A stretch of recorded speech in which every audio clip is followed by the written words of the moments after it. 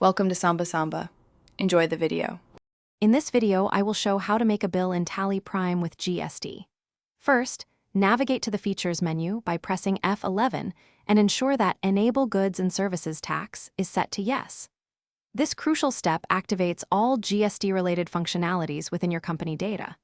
Next, you will need to create or verify your essential ledgers, including your sales ledger, customer accounts, and separate ledgers for central GST, state GST, and integrated GST. Finally, define your stock items, assigning their correct GST rates and HSN or SAC codes. Now, let's move on to creating the sales voucher itself. From the gateway of Tally, simply select Vouchers and then press F8 for Sales. Here, you will first specify the customer by selecting their ledger account from your list. This ensures the transaction is correctly attributed. Following that, choose your primary sales ledger, which will categorize the revenue generated from this particular sale. This foundational step sets up your billing document. With the sales voucher open, it's time to add the items being sold. Select each stock item, specify the quantity, and enter the per unit rate. Tally Prime will automatically calculate the total value for each item.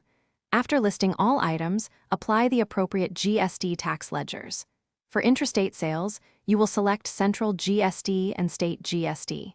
For interstate sales, choose Integrated GST. Tally Prime will then automatically compute the correct tax amounts based on the predefined rates for your items.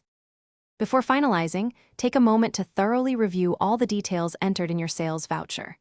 Double-check the customer information, item quantities, rates, and the calculated GST amounts to ensure everything is accurate. Once you are satisfied, press Enter to save the voucher. Tally Prime will then record this transaction. Finally, you can easily print a professional, GST-compliant invoice directly from the voucher screen, providing your customer with a clear and detailed bill. Thanks for watching. Consider subscribing if we helped you.